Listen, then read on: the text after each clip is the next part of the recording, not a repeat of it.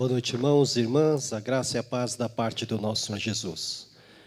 Antes da minha palavra, quero reforçar um aviso muito importante, que é a respeito do aniversário da nossa igreja. Nossa igreja vai completar 68 anos de organização. E no último sábado deste mês, dia 28, conforme está no boletim, depois você pode pegar e levar para casa, nós receberemos aqui, então, um conjunto chamado Som Maior. Para quem é da minha época, dos anos 80, vai se lembrar desse conjunto, né? Eles vão cantar músicas daquela época, né? E certamente vocês vão se lembrar. E muitas daquelas músicas ainda são cantadas hoje, nos momentos de louvor. Então, convido a toda a igreja. Vai ter bolo, né? Vai ser um sábado com bolo. Ninguém vai dar bolo, né? Vai ter bolo. Okay? Estejam conosco, vai ser um prazer estar com vocês. Obrigado. Festejando, então, 68 anos da nossa igreja. Muito bem.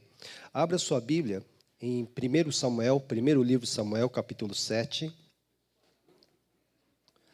A partir do verso de número 10.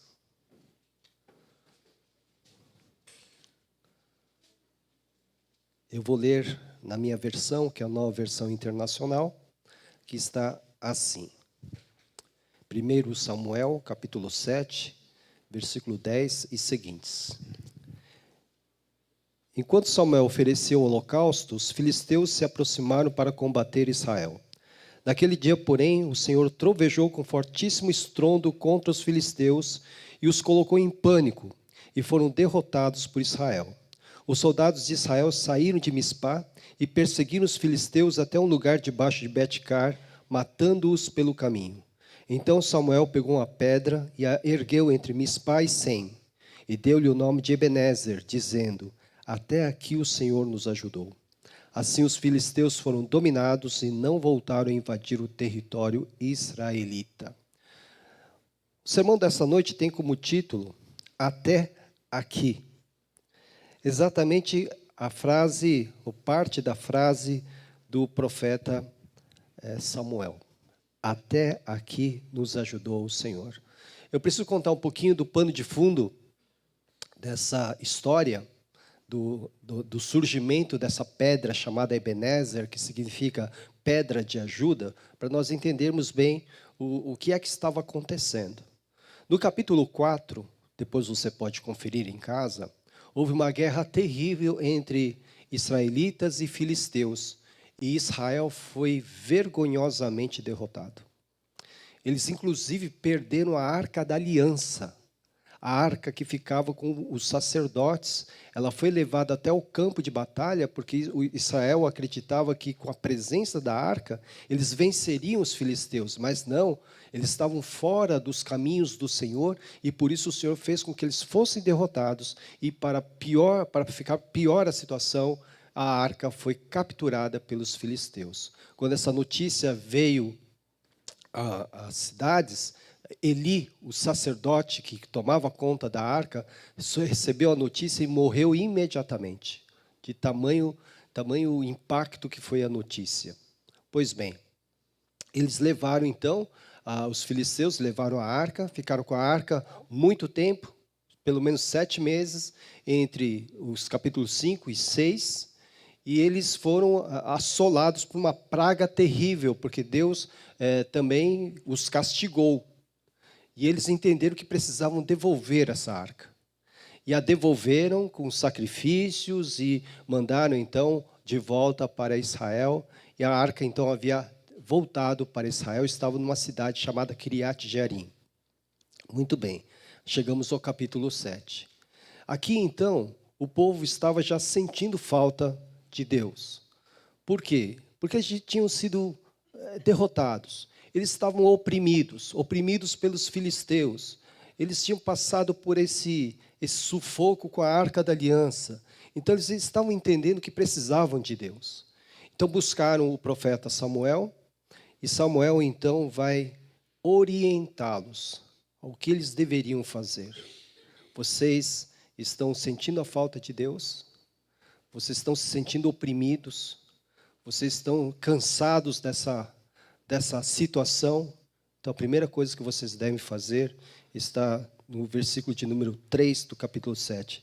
E Samuel disse a toda a nação de Israel: se vocês querem voltar-se para o Senhor de todo o coração, livrem-se então dos deuses estrangeiros e das imagens de Astarote, consagrem-se ao Senhor e prestem culto somente a Ele, e Ele os libertará das mãos dos filisteus.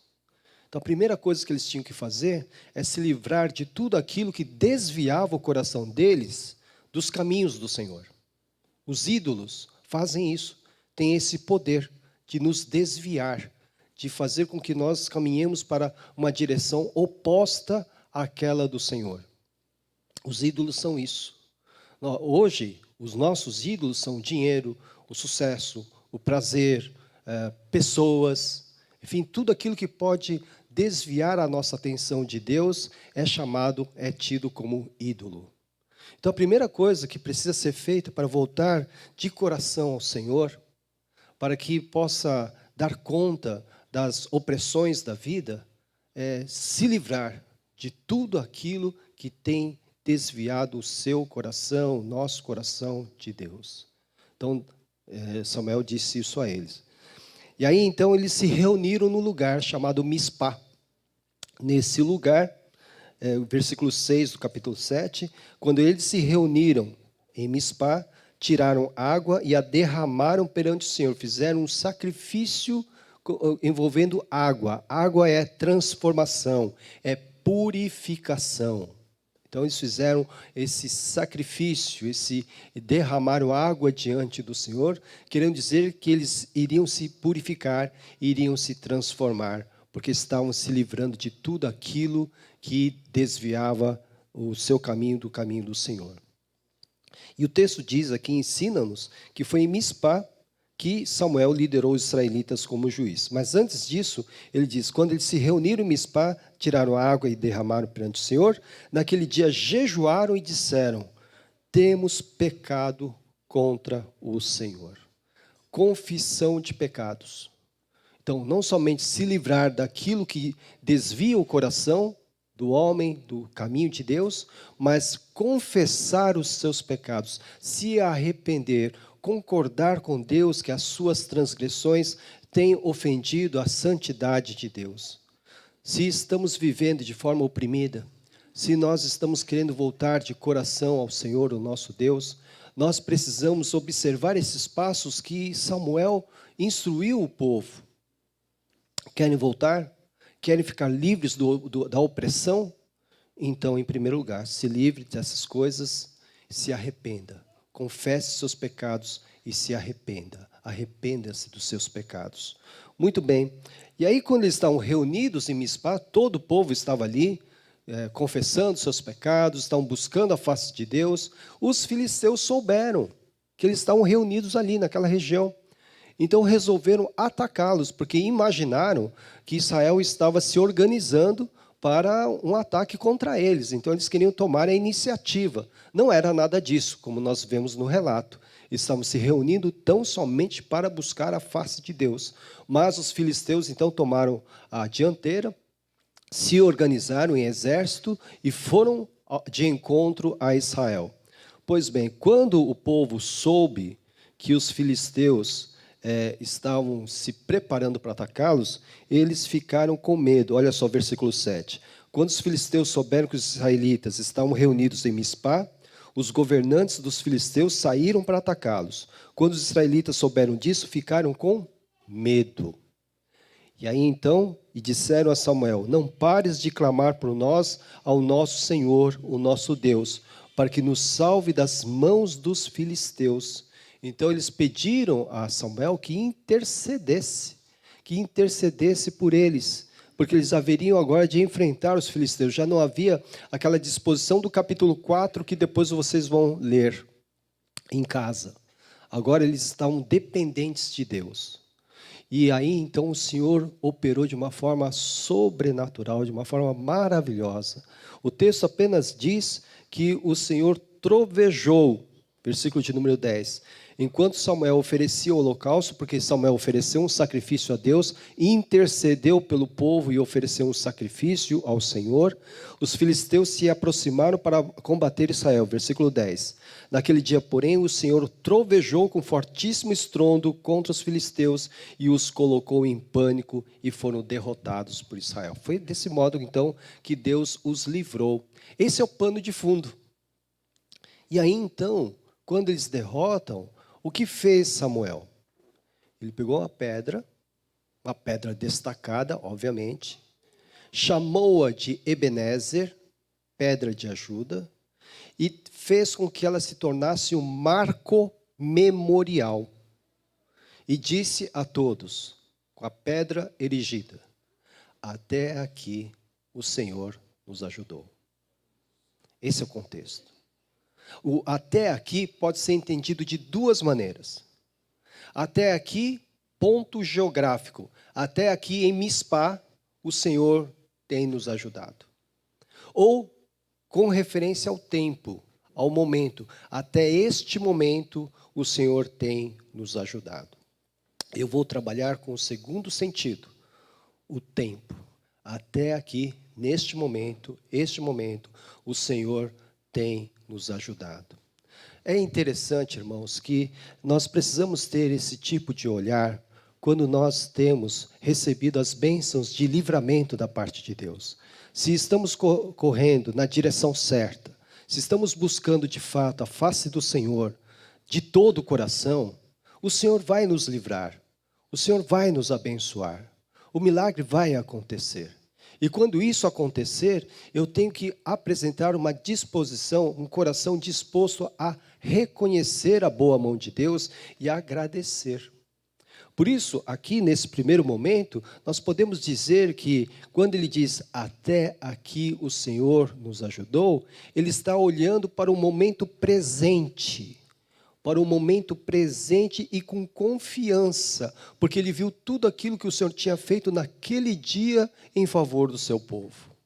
É essa disposição, portanto, que nós precisamos ter em relação a tudo aquilo que o Senhor nos faz, e principalmente quando nós somos abençoados com o livramento.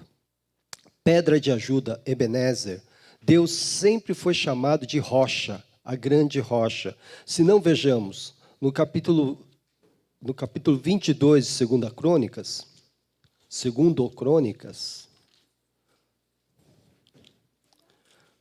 desculpa, é 2 Samuel, estou perdido aqui. 2 Samuel 22, tem um cântico de Davi. Esse cântico, Davi destaca, na minha versão, destaca várias vezes que Deus é sua rocha. Se não, vejamos. Capítulo 22, 2 Samuel. O Senhor é a minha rocha, versículo de número 2. O Senhor é a minha rocha, a minha fortaleza e o meu libertador. O meu Deus é a minha rocha em que me refugio, o meu escudo e o meu poderoso Salvador. Ele é a minha torre alta, o meu abrigo seguro. Veja, está tudo no presente. O verbo está sendo conjugado no presente. Deus é, o Senhor é a minha rocha. No dia da minha batalha, no dia do meu medo, como diz o salmista, no dia em que eu temer, eu confiarei. Porque no dia presente, Ele está presente conosco e sempre está ao nosso lado para nos livrar. Então é por isso que Davi cantou assim: Deus é a minha rocha, é Ele que me dá firmeza, é Ele que é o meu refúgio, é Ele que é a minha proteção, é Ele que é a minha fortaleza, que me defende de todos os ataques. Até aqui, hoje, presentemente, o Senhor tem nos ajudado. Você e eu precisamos ter essa disposição de coração também. Pense, até hoje, domingo, nessa hora, 7h36, Deus tem te ajudado. Deus tem te ajudado. Nesse presente momento, no dia de hoje, Deus tem te ajudado. Essa disposição que nós precisamos ter. E que Deus é esse? A rocha, a grande rocha. Deus é chamado de rocha por Davi, também no versículo de número 32 desse 22º capítulo. Versículo 32 está assim: pois quem é Deus além do Senhor? E quem é a rocha senão o nosso Deus?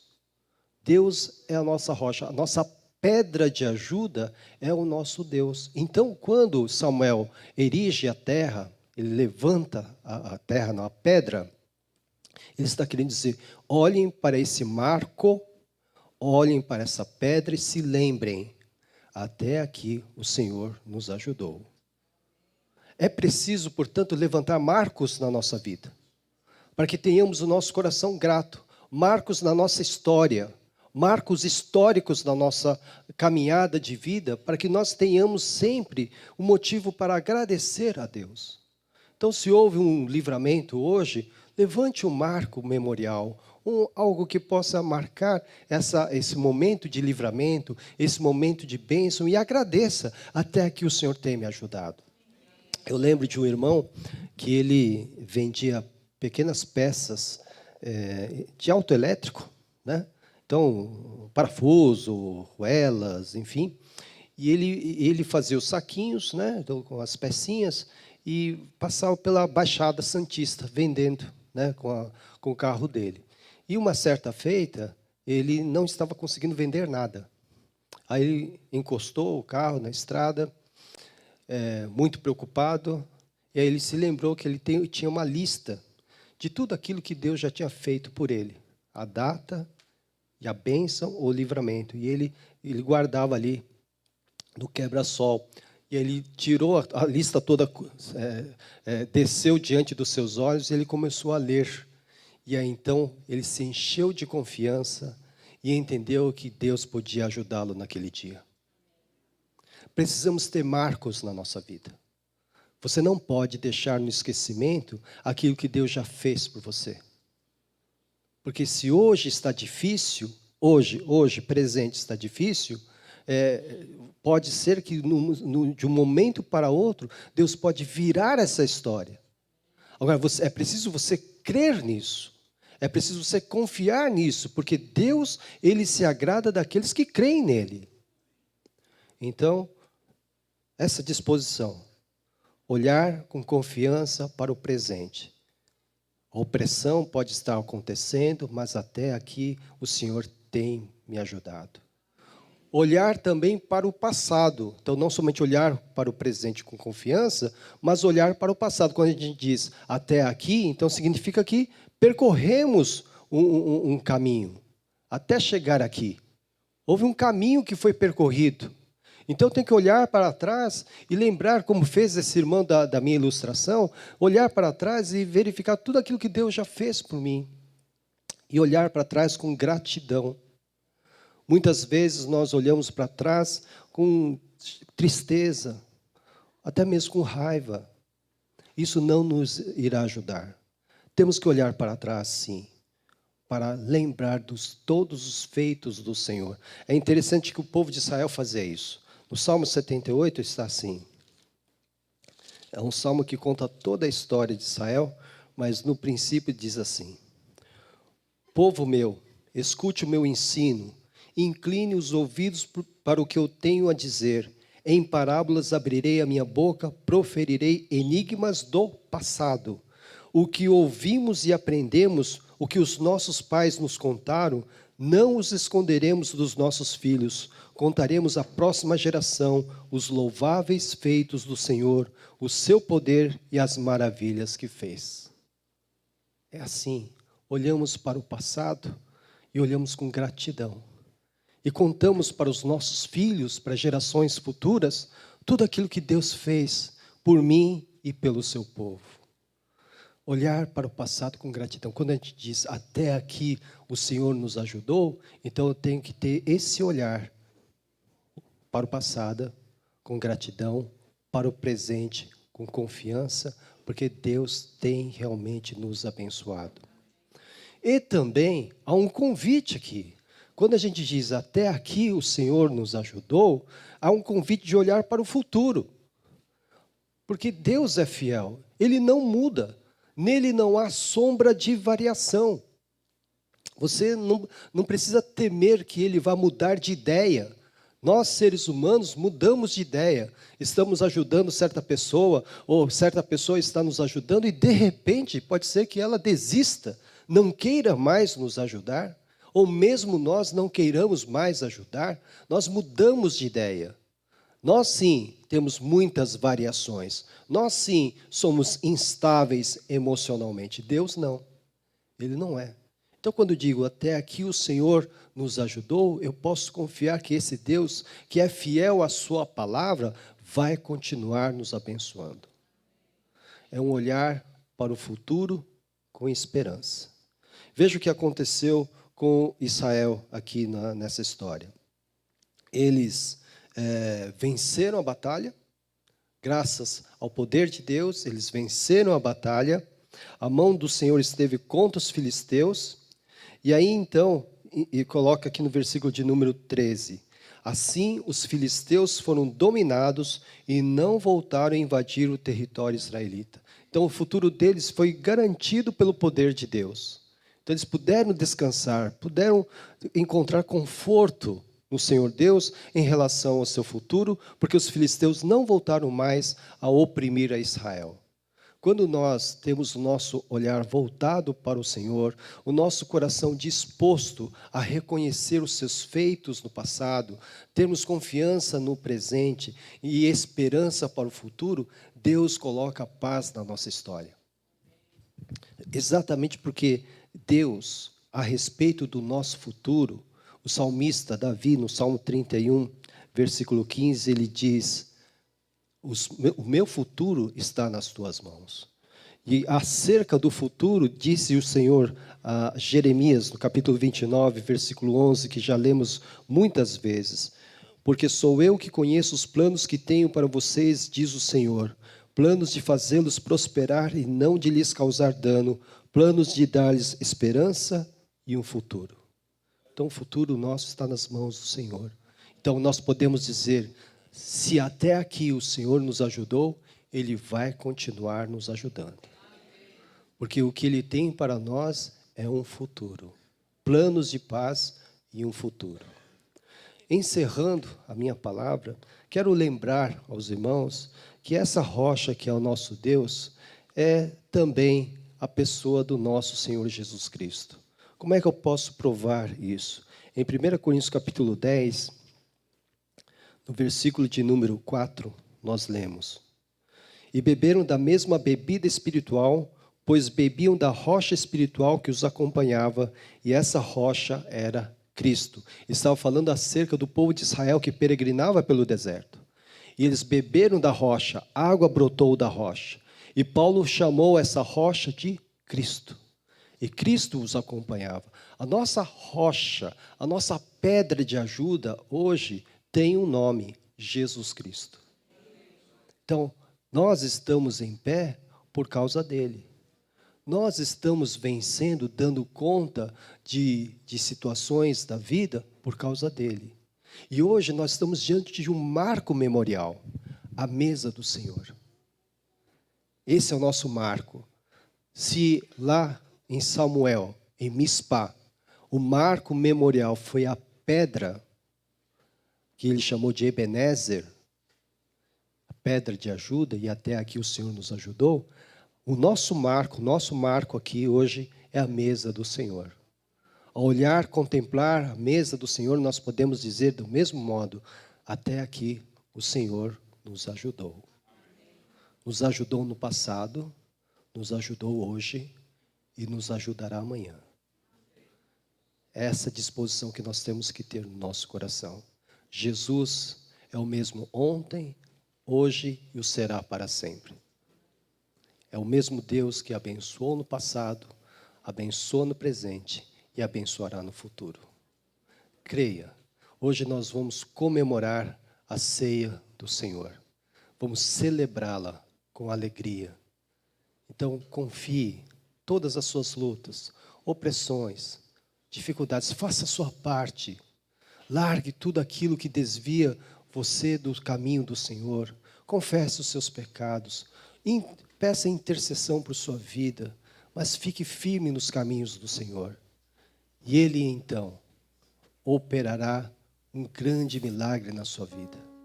Você terá um grande livramento. E o que o Senhor esperará da sua parte? Que você reconheça, que você diga: até aqui o Senhor me ajudou. Vamos para o momento da ceia.